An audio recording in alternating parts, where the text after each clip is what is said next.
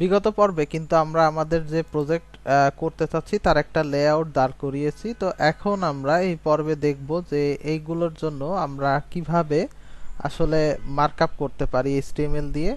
তো কোনো কিছু শুরু করার আগে আমরা আসলে প্রজেক্ট অ্যানালাইসিস করতে হয়। একটু একটা প্রজেক্ট শুরু করার আগে যদি এটা করে নেওয়া যায় তাহলে দেখা যাচ্ছে কোডিং করতে গেলে খুব বেশি ঝামেলা পোহাতে হয় না। তো এখন আমি যদি একটু আপনাদের সাথে অ্যানালাইসিস করি, যেমন আমরা এখানে টোটালি কয়টা আইডিয়া পাচ্ছি, একটা সেকশন, দুইটা, তিনটা, এই যে একটা, চারটা, পাঁচটা, ছয়টা সেকশন রয়েছে আমাদের ওয়েবসাইটের মধ্যে। তো এই ছয়টা সেকশনের প্রথম সেকশন হচ্ছে, আমরা যদি হেডার এরিয়া ধরি, তো হেডারের মধ্যে আবার দুইটা আলাদা আলাদা সেকশন রয়েছে। তো এখানে দেখা যাচ্ছে যে আমাদের মেনু একাই আছে, আর কোনো সেকশন এখানে নেই যেহেতু। তারপরে এখানে হিরো এরিয়ার এটারও একটাই সেকশন, কিন্তু এখানে কিন্তু আবার দুইটা। তো এরকম আমাদের যে জায়গাতে দুইটা বা তিনটা থাকবে সেক্ষেত্রে কিন্তু আমাদের যে ফ্লোটিং একটা ভ্যালু ব্যবহার করা শিখেছি সেটা ব্যবহার করতে হবে। ফ্লোট লেফট রাইট করে আমরা আসলে এখানে সলভ করতে পারি। এটার আরো অনেক পদ্ধতি আছে, আমরা পরবর্তীতে সেগুলো সম্পর্কেও জানবো। তো শুরু থেকে আমরা একটু যদি হিসেব করি যে আমাদের এখানে মোট 6টা সেকশন থাকবে, এবং এই 6টা সেকশনের মধ্যে আমাদের এই দুইটা জায়গাতে এর মধ্যে আবার চাইল্ড সেকশন রয়েছে। তো আমরা এখন আমাদের ভিজুয়াল স্টুডিও কোডটা ওপেন করে ফেলি এবং আমাদের প্রজেক্টটা এখানে ওপেন করে রাখি, এবং এর মধ্যে আমরা এখন একটা ইনডেক্স ফাইল ক্রিয়েট করব। তো index.html আপনারা জানেন ইতোমধ্যেই এটা কি কাজে কিভাবে কি ব্যবহার করা হয়। এবং দ্বিতীয়ত আমাদের স্টাইল করার জন্য লাগবে হচ্ছে style.css। এখন আমাদেরকে এই যে HTML ফাইল রয়েছে এর মধ্যে বেসিক একটা মার্কআপ নিয়ে আসতে হবে। আমরা এই যে বিষয়সূচক চিহ্ন এটা দিয়ে একটা ট্যাব প্রেস করলাম, এটা আমাদের অটোমেটিক্যালি কিন্তু মানে ডিফল্ট যে ভ্যালুগুলো দরকার সেগুলো নিয়ে চলে আসবে আমাদের এই ব্রাউজারটা। তো আমরা এখন এখানে লিখলাম, এটা হচ্ছে আমাদের প্রজেক্ট 2 উইথ মামুর জোর। ঠিক আছে, তো এটা লিখলাম। এখন আমাদের আর একটা কাজ বাকি, আমাদের এই সিএসএস ফাইলের সাথে এটার একটা সম্পর্ক তৈরি করতে হবে, যেটা আমরা জানি যে লিংকের মাধ্যমে করা যায়। তো এখানে শুধু লিংক এরকম লিখে এখানে আমরা স্টাইল সিএসএস লিখতে পারি, অথবা আমরা এখান থেকে যদি এরকম সিএসএসটা লিখে দিই তাহলে আমাদের যে ডিফল্ট সিএসএস ফাইল style.css এটা কিন্তু পেয়ে যাবে। অর্থাৎ এই style.css এবং index.html এগুলো হচ্ছে একটা মানে রিকমেন্ডেড নেম, যেগুলো বাই ডিফল্ট এরকম পেয়ে যায়। কিন্তু অন্য কোনো নাম হলে কিন্তু সেক্ষেত্রে আমাদের এটা মেনশন করে দিতে হতো।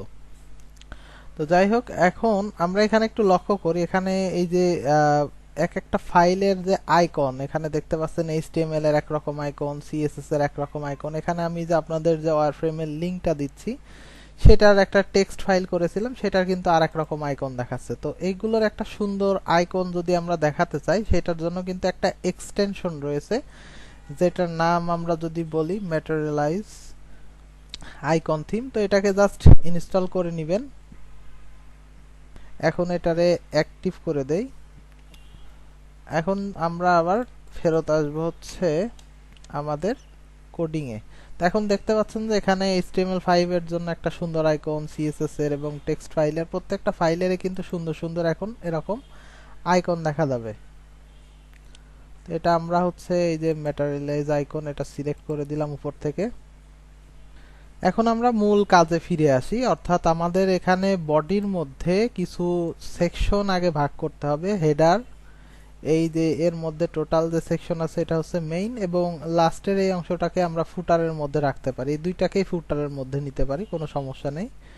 আর চাইলে এখানে এই তিনটাকে আমরা এই হেডারের মধ্যে নিতে পারি। আর বাকি যে সেকশনগুলো রয়েছে এটা আমরা কন্টেন্ট হিসেবে বা মেইন হিসেবে রাখতে পারি। তো প্রথমত আমি এখানে একটা র্যাপার ক্লাস নিব আগের মতোই, কেননা আমাদের এখানে ফুল উইথ ডিজাইনটা কিন্তু আমরা করছি না। আমরা দুই পাশ থেকে একটু জায়গা রেখে একটা ডিজাইন যেহেতু করতে চাচ্ছি, সেজন্য এখানে আরেকটা ক্লাসের কথা আমরা আগেই জানি। এটা এই সেম ক্লাসই নিতে হবে এমন না, আপনি এটা যে কোনো নামেই নিতে পারেন। তো আমি এখানে জাস্ট যেহেতু এটা র্যাপিং করছে তাই এটার নাম র্যাপার রাখছি। তো এই র্যাপার ক্লাসের মধ্যে এখন আমরা আসলে একটু লিখবো হচ্ছে হেডার। তো হেডারের মধ্যে এখন আমাদের দুইটা সেকশন থাকবে, এই যে একটা, এই যে একটা, দুইটা। তো আমরা এটাকে বলতে পারি হচ্ছে হেডার টপ, এটা হচ্ছে হেডার বটম। মানে এরকম নামকরণ করতে হয়, দেখা যাচ্ছে যে আপনার রিলেটেড কোনো নামকরণ করতে পারেন। হতে পারে যে উপরের এটা যেহেতু লোগো, তাহলে এখানে লিখতে পারেন যে টপ লোগো এরিয়া। তো এটা দিলাম। আর নিচে যে ক্লাসটা আমরা নিব এটা হচ্ছে বটম মেনু এরিয়া, বা শুধু মেনু এরিয়াও নিতে পারি আমরা, কোনো সমস্যা নেই, বা শুধু মেনু লিখলে হতো। আচ্ছা, এখানে এটা কেটে দেই। তো এখানে দুইটা আলাদা আলাদা সেকশন কিন্তু আমরা এখানে নিয়েছি, কিন্তু প্রথমটার মধ্যে আমাদের আবার দুইটা আলাদা আলাদা এরিয়া রয়েছে, একটা লোগোর জন্য আর একটা হচ্ছে আমাদের অ্যাড্রেসের জন্য। তো এই জন্য প্রথম যে এই যে লোগো এরিয়া আমাদের এখানে থাকবে, এই লোগো এরিয়ার মধ্যে আমাদের একটু টেক্সট আবার নতুন করে লেখার জন্য এখানে আমরা দুইটা ডিভ নিয়ে নিচ্ছি। এই ডট দিয়ে এখানে ডিভ বোঝানো হয়, আপনারা জানেন। তো এখানে আমরা লিখলাম এটা হচ্ছে জাস্ট লোগো। তো লোগোর মধ্যে আমরা এখানে আপাতত একটা টেক্সট দিয়ে রাখি যে মামুর জোর। আর এখানে তার নিচে আর একটা ডিভ নেই, এখানে দেখতে পাচ্ছেন যে এটা এখানে শেষ হচ্ছে। তারপরে এখানে আমরা নিব হচ্ছে অ্যাড্রেস, ডাবল ডি আর ই অ্যাড্রেস। এটা অ্যাড্রেস নামেও নিতে পারি বা অ্যাড্রেস এরিয়া এই নামেও নিতে পারি। তো এই অ্যাড্রেস এরিয়ার মধ্যে আমরা হয়তো একটা ঠিকানা লিখতে পারি। এখন আমরা এইটাকে এভাবে লিখি, পি দেখা গেল যে মিরপুর 10। আর এখানে আমাদের একটা ফোন নাম্বার দিতে হবে। তো ফোন নাম্বারটা এখানে আমরা পি ট্যাগের মধ্যে দিতে পারি, কিন্তু আমরা এখন পি ট্যাগে না দিয়ে এটাকে একটা অ্যাঙ্কর ট্যাগের মধ্যে দেব, অর্থাৎ এর মধ্যে দিব, যেন আমরা সেই ফোন নাম্বারটাতে ক্লিক করলে একটা কল দেওয়ার অপশন চলে আসে। তো 01703355355 এরকম একটা নাম্বার এখানে দিলাম। তো এখানে আজকে একটা ইন্টারেস্টিং জিনিস আমরা শিখবো, যে এখানে আমরা যদি ডাইরেক্টলি কোনো ফোন নাম্বারে কল দিতে চাই, তাহলে এখানে রেফারেন্স আসলে কোনো লিংক দিতে হয় না। এখানে এরকম লিখতে হয় টেল, তারপর একটা কোলন চিহ্ন দিয়ে আমরা এখানে ফোন নাম্বারটা দিয়ে দিতে হবে, এখানে কোনো স্পেস দেওয়া যাবে না। এখানে আমরা যেভাবে ফোন নাম্বারটা লিখি সেভাবেই দিয়ে দিতে হবে। তাহলে এখন আমরা এটাকে একটু লাইভে নিয়ে যাই।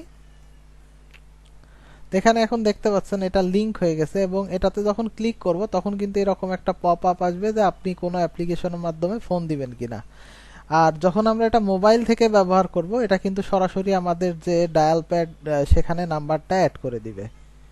তো যাই হোক, আপনারা আশা করি বুঝতে পেরেছেন। এরকম আরো কিছু কাজ আমরা এখানে করতে পারি, যেমন আমাদের অনেক সময় একটা ইমেইল অ্যাড্রেস দেয়া দরকার পড়তে পারে। তো এটা আমি লিখতেছি, মনে করেন একটা ইমেইল অ্যাড্রেস। তো ইমেইল অ্যাড্রেস দিলে সেক্ষেত্রে লিখতে হয় মেইল টু। মেইল টু কোথায়? মামুর জোর বিডি দিয়ে দিলাম, মামুর জোর বিডি @gmail.com। তো এখন আমরা এই ইমেইলটা এখানে শো করে দিচ্ছি, এই যে এই দুইটা এর মাঝখানে। তাতে এখন আমাদের যেটা হচ্ছে যে ইমেইল অ্যাড্রেসটাও এখানে চলে এসেছে, কিন্তু এখানে ক্লিক করলে এটা কিন্তু আমাদের মেইলের চলে যাওয়ার জন্য মেইলের একটা সিস্টেম ওপেন হয়ে যাবে। তো এখন আমরা এটাকে আপাতত এই পর্যন্ত রাখি, অর্থাৎ আমরা এখানে হেডারের যে এরিয়া তার প্রথম অংশের মার্কআপটুকু করেছি। এর পরবর্তী অংশ হচ্ছে আমাদের মেনু। তো এখানে মেনুর মধ্যে আমরা যেভাবে মার্কআপটা করব তা নিয়ে পরের পর্বে আলোচনা করব। সে পর্যন্ত আপনারা সাথেই থাকুন। ধন্যবাদ।